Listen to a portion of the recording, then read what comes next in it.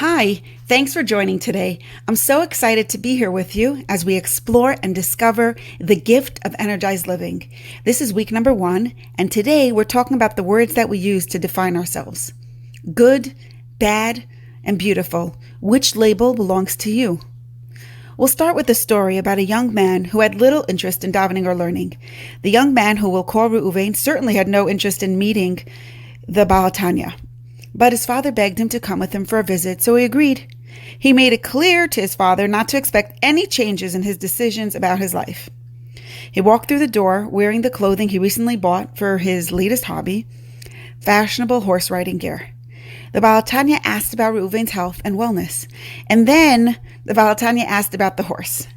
Reuven proudly shared that his horse was uniquely superior in strength. "What's the advantage of a strong horse?" the Baal Tanya asked.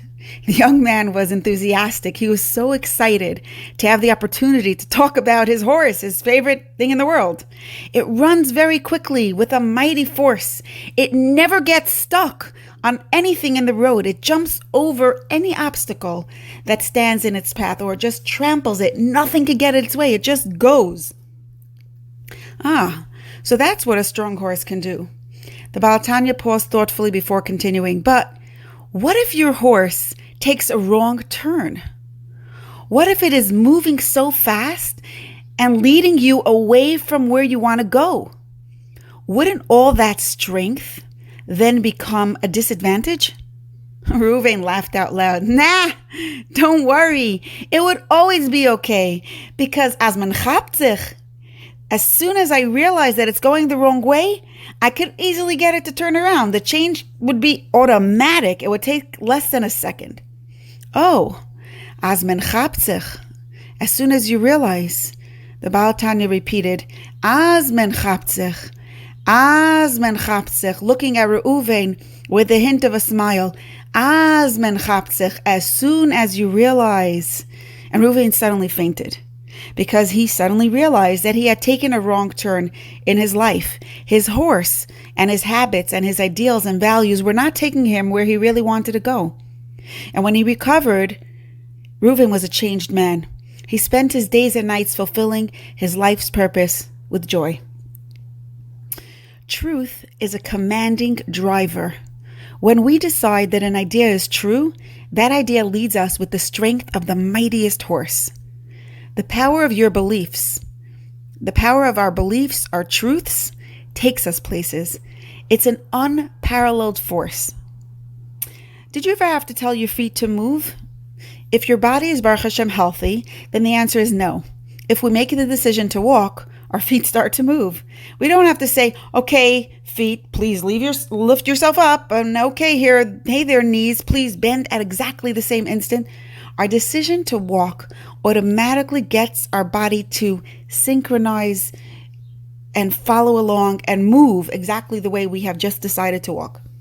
This science is not just about our physical actions. It's also the science of how we engage in our relationships and in our lives. And it's the science of how and when our moods change. Just like we don't have to tell our feet to move, the fact that we decide to move automatically gets us moving in that direction. So too, we don't have to tell ourselves to feel happy or to feel sad. If we decide that a certain reality, a certain fact, a certain thing leads to happiness, then that decision itself causes us to feel happy the minute we encounter that thing. Or to say it in simpler words, if we have a rule about happiness, then the minute that rule plays itself out, we will feel happy. Or if we have a rule about what makes us feel intimidated, then we automatically feel intimidated when we meet up with that rule, when our rule plays itself out. If we decide, let's say our rule is that if somebody is dressed very fancy or very put together, or they speak very intelligently, or they have a college degree of some, or if they're a politician of some sort, if we decide that having such a quality is intimidating to us, then the minute we are in their company, we automatically feel intimidated.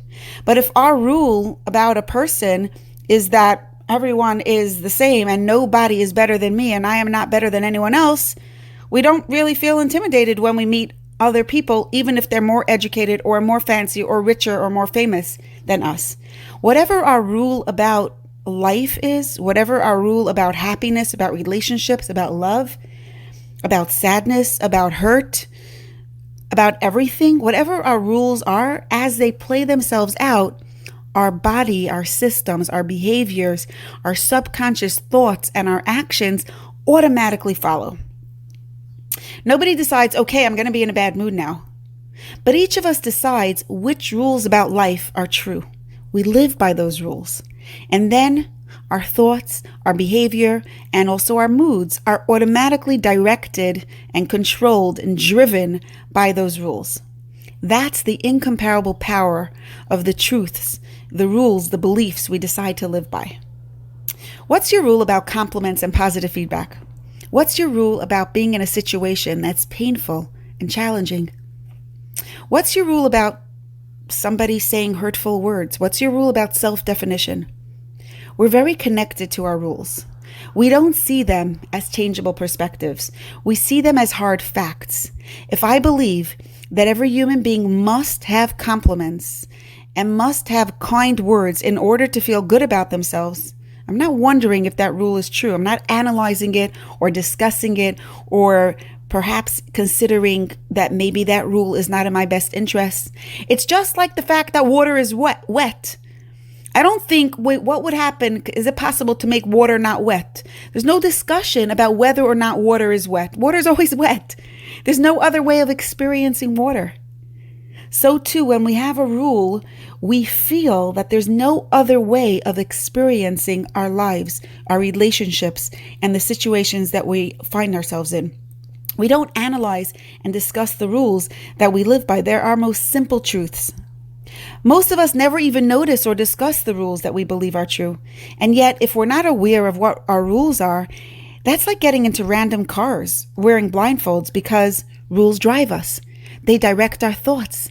They determine the quality of our relationships. They create our moods. Rules are everything. Most of the mess in our hearts and in our relationships comes from the self-destructive rules we're playing by. By changing the rules we believe, we change everything about our experience in our life. We get a huge upgrade. But of course, in order to change the rules we live by, we need to first have awareness about what those rules are. I hope that this discussion today will help you develop that awareness about what your beliefs are, what rules you play by as you go through your life and you engage in your relationships as an individual, as a wife, as a friend, as a parent, in every part of your life. How do we gain that awareness on a day-to-day basis? If rules are so deeply connected to us and so hidden from us, how do we become aware of them? We become aware of our rules by slowing down and noticing the words that are playing in our minds.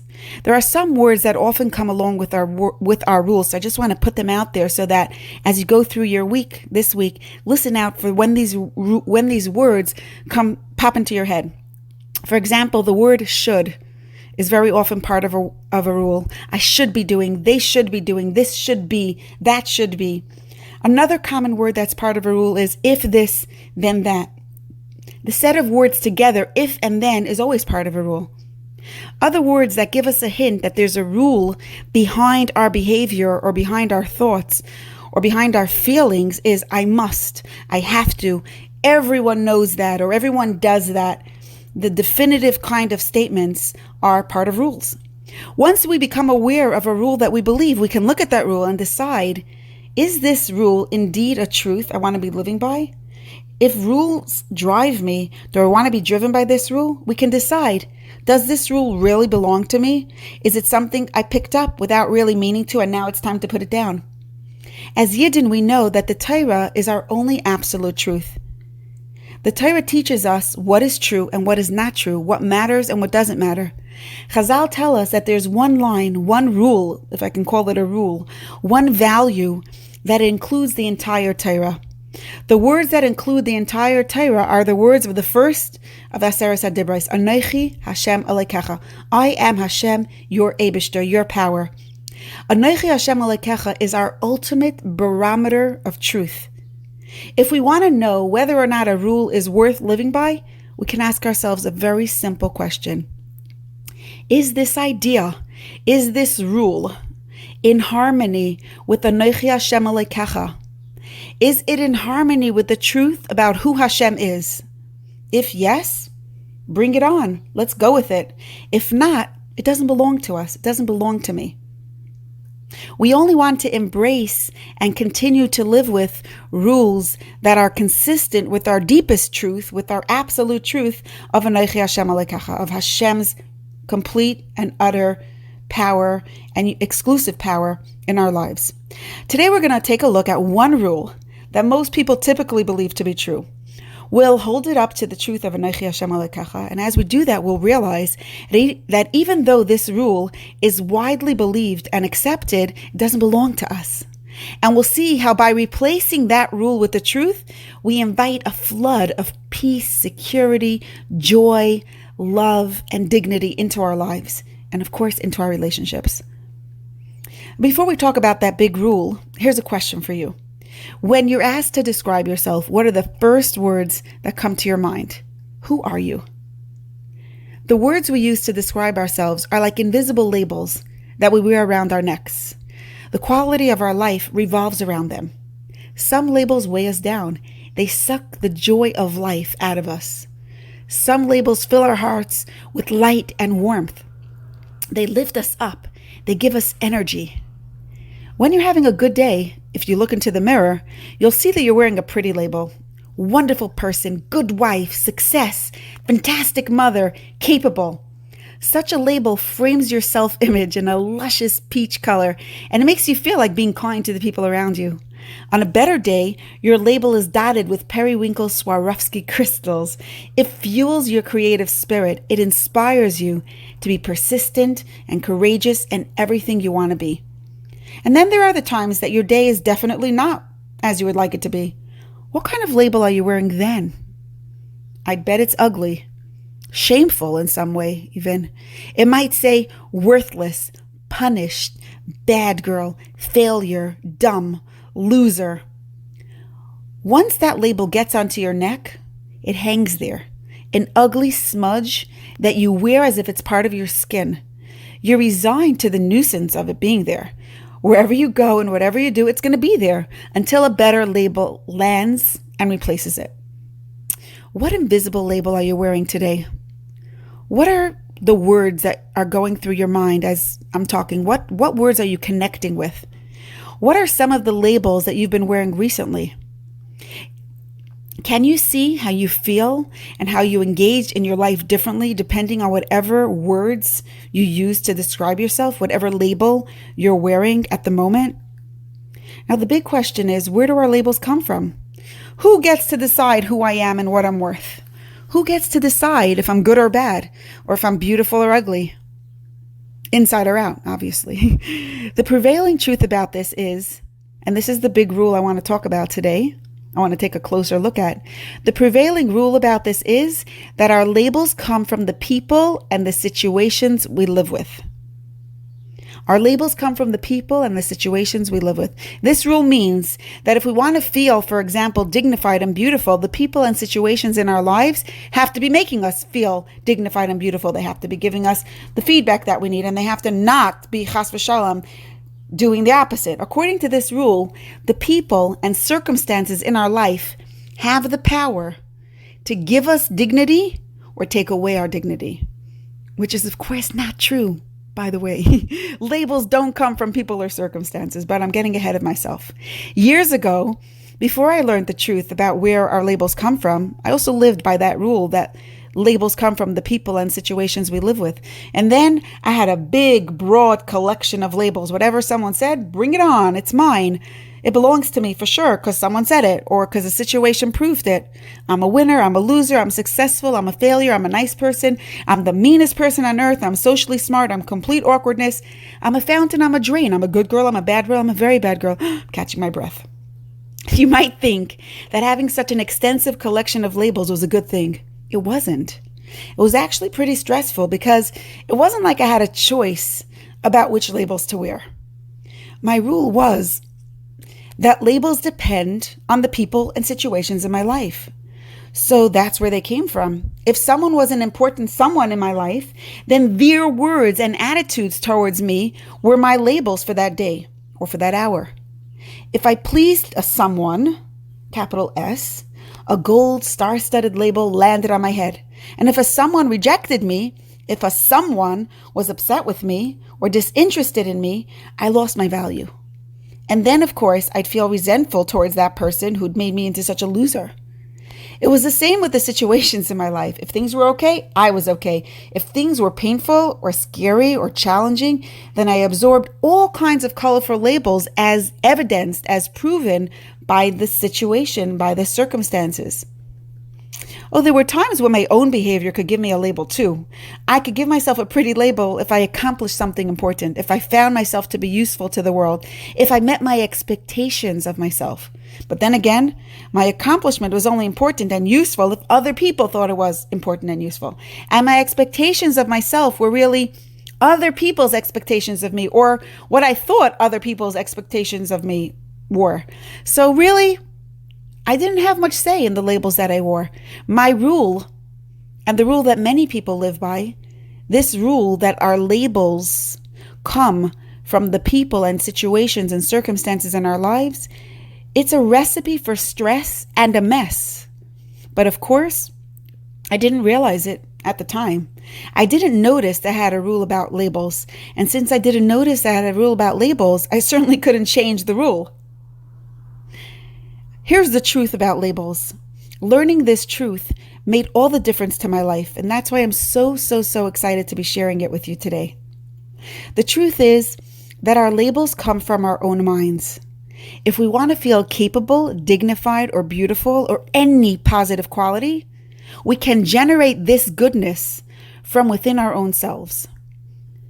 Our minds are like little courtrooms or big courtrooms. We make many decisions there, including the decision about who or what determines our value. Our minds are where we create the rules that we talked about before. When something happens to us, it's as if we get invited to the courtrooms in our minds. The people or situations in our life come to that courtroom with expectations, demands, labels, and stories. And there's only one judge in that courtroom. There's only one voice that makes the final decision about which stories and which labels belong to us and which don't. That judge is our very own selves. We are the only ones who can decide how we will think, because it's our mind.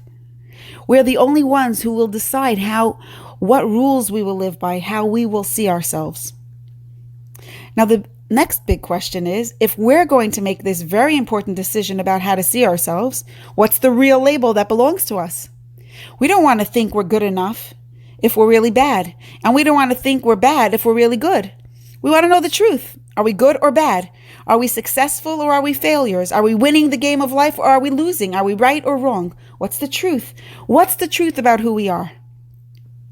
Now, we said before, the ultimate rule we want to live by is Anochi Hashem Elokecha. These words mean, I am Hashem, your power. Hashem is the one and only power in our world. Now, what does the truth about Hashem have to do with the truth about who we are? Everything. Here's why. Because anyone who believes in the value of Hashem must also believe in the infinite, eternal value of a Yiddish neshama.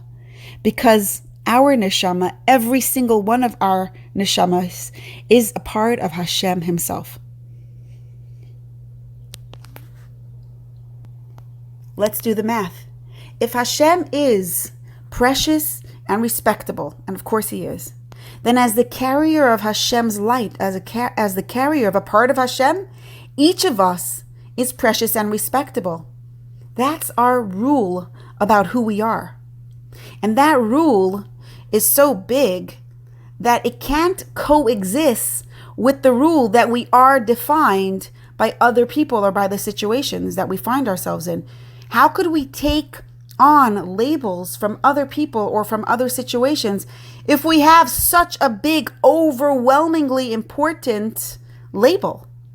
The fact that at this moment, Hashem is investing a part of himself within me and within you gives each of us unconditional worthiness and dignity. If it doesn't, that's chas v'sholom a contradiction to Anochi Hashem Elokecha. That's a contradiction to Hashem's awesomeness. It's a contradiction to the greatness, the overwhelming, infinite, eternal greatness of who Hashem is. Having a part of Hashem within us means we're not just good, for sure not just good enough. We're awesome. We're beyond good. We're beautiful. We're a source of magnificent light in this world. So the light is not shining forth. Okay, so let it shine forth. The fact that it's not shining forth doesn't change the nature of who it is, of who we are. Hashem is infinite and eternal. So too, because we have a neshama, we are each infinite and eternal. There are no limits or conditions to our worthiness. There's no positive personality trait we can't be. Nothing and nobody can stand in the way of our beautiful flow of light, because that light, our inner light, our neshama, is an actual part of himself, of Hashem himself. The only one who can stand in our way of that beautiful flow of light is our own self, our own rules, our own decisions. Just as nobody can change Hashem, nobody can change our neshama. Nobody and nothing can hold it back or diminish it. And of course, we ourselves can block it. We ourselves can at times make a mistake. We could forget about our neshama, or we could ignore it, or we feel disconnected from it. But we can't actually be disconnected from it. We can't be separate from it. We can't be different from it, because it's the essence of who we are. Since our neshama's value is so immeasurably important, it's the most defining quality of who we are. It makes every single label that contradicts it, it just can't coexist. A diamond ring is a diamond ring. Nobody looks at a diamond ring and says, oh, that's a piece of gold with a diamond on it. The diamond's value is so much greater than the gold, it changes the nature of the ring. It redefines it. It's no longer a golden ring. It's not even a golden ring that has a diamond. It's just a diamond ring. The gold is so nothing. The gold is so much less important. It's so secondary to the diamond, we don't even mention it. And even if the ring falls into the mud and the diamond gets very dirty, it doesn't become a ring with a diamond that has mud on it. It's just a diamond. It's still the same beautiful, precious diamond ring. So too, our neshama doesn't just add value to us. If we understand even a drop, if we reflect and connect to what our neshama is, it must redefine us. It changes us. When we know that we're carrying a part of Hashem, we start seeing ourselves differently. We are not just humans who also happen to have some holiness inside of us, have potential inside of us. It's not just potential, it's actual. We're carriers of Hashem's light. We have this immense, unstoppable flow of beautiful light that's uniquely ours to carry and to illuminate everything we do, every relationship we have, every day, every night, everywhere. When we're connected with the truth about who we are, we're connected with our inherent dignity, our beauty, our joy, our strength, our wisdom, our capability, our motivation, should I go on? Our inspiration, our self-respect, our confidence, our security, our positivity, and every other desirable quality. External circumstances and situations have no impact on the neshama. So no matter what's going on in our lives, we always have it in us to connect with our neshama and with the truth about who we are and with all that means for us. We can get a million invitations to the courtrooms of our mind, and we will get those invitations because that's how Hashem designed the world and our bodies to work.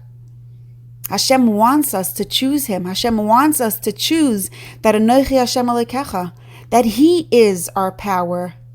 Not the people who give us labels, not the situation who gives us label, but it's Hashem who has the power to give us a label. The label that comes to our minds are impossible to ignore. That's how Hashem made us. But Hashem gave them to us, and Hashem designed us this way so that we will choose. Often it will seem as if the ugliest labels actually belong to us. And this is our avodah, to keep choosing the Torah's truth, the Torah's rule about who we are, to keep defining ourselves and redefining ourselves by the truth of our neshama. Now, it's very simple to know the truth about who we are. We get excited, we get inspired. But if we want to remember this truth and live by it, it's not so simple at all. Hashem is hidden. And just as Hashem is hidden, our neshama is hidden. It's easy to forget about it. We walk on the streets, and the rule of the street, and I'm not talking about the rule on 5th Avenue in Manhattan, I'm talking about the rule on the street of 13th Avenue in Borough Park, or wherever avenue in every frum neighborhood. The rule on our streets is that our value needs to be earned. You can't just decide that you're respectable because you have a neshama. Who do you think you are? In the real world, in our world, you're respectable if you earned respect in the eyes of the people around you. The default setting of the rule that we, all of our community, we widely believe this, is that people and circumstances define us. We naturally tend to think that we're only beautiful if the people and things in our life make us feel beautiful, if we prove it, if there's evidence, hardcore evidence that you could see and touch and feel. We think that as humans, we need compliments in order to feel good about ourselves. We forget that we could generate good feelings about ourselves, good labels, and about every person in our lives just by connecting with the essential truth of who we are. The challenge of other labels is the challenge of living in Galus. Are we going to remember Anochi Hashem Elokecha despite his hiddenness? Are we going to remember that Hashem is the only one in charge of the world? That his label, his identity, his definition, his investment within us means more than anything else? Are we going to remember that our neshama is the only part of us that actually defines us, that everything else is only superficial and so nothing and secondary to that? Or are we going to get swept up on the ride of some wild horse that denies the truth about Hashem and about our neshama? There's a famous story that takes place in the times of the Paritz and the Shtetl. A Yid was renting a krechma, a small inn, from the local Paritz, and as happened often in that time period, there came a time when the Yid couldn't pay his rent. The Paritz threw him and his entire family into a dungeon. Every day, the Paritz's servant would place bread and water through a little window in the dungeon, enough bread and water to keep the family alive. Days and weeks and months and years passed by, and nobody saved this family. As they got settled there, they developed a system of survival in that cold and gloomy space. Every day they got their food. Here and there they got other necessities, small conveniences that made their life a bit more pleasant. And as time passed, without even realizing it, the family gave up hope of their life outside the dungeon. They didn't think about and dream about how to leave. They thought about how to make themselves a drop more comfortable during their stay. One day, the father, who was by then a very old man, gathered around his children and told them a story. He told them of a time when they all used to live in a place where a sun would shine and rain would sometimes fall. He told them about trees and grass and a garden where vegetables peeked up and out through the soft earth. He told them that he felt like the end of his life was drawing near, and he wanted them to know. He wanted them to know that there's life outside the dungeon. He blessed them with his whole heart that they should come to know this life, which was better than their current life in every way. The young children had a hard time understanding or relating to what their father was saying. They had no memories of life outside the dungeon. They never knew a different reality. And the story ends with the father crying, begging his children to believe him, to at least desire it, to know that it exists, and to do everything they could to get out of the dungeon and start experiencing life the way it's meant to be. And I hope this story never happened, but it's a really good mashal, it's a really good parable for our own story. Galus is like the dungeon. We're locked into a limited reality. We don't see Hashem. We don't see our neshama. And as the situation has stretched into so many years, we've bought into the rules. We've become a little comfortable with what the mindset of here is. We bought into the rules that dominate this reality called Galus. We've bought into the rule that our identity is defined by our circumstances and by what we get or don't get from the people around us. We think that those situations and those people and those labels define us. We think if we're not getting enough love and validation in our lives, we're stuck. If we can't manage to impress people or the one person we want to impress, then we're not good enough. We're failures. We're losers. If someone else has more than us, or if someone else has something that we want, they're better than us. If only we could look respectable and make everyone around us think we're respectable, that's how we could actually be respectable. Living by these rules is like living in the dungeon. It's not how life is meant to be.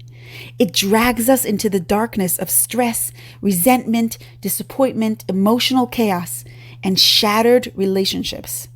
Our identity is defined by the fact that we have a neshama. Of course, we don't want to just own our neshama. We want that light to shine forth, and that's our goal.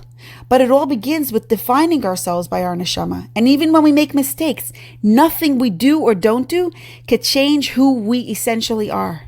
So no matter what labels are brought to the courtrooms of our mind, no matter who brings those labels to the courtrooms of our mind, the only labels that truly belong to us, ones that are consistent with our unconditional value and the respectability of our neshama.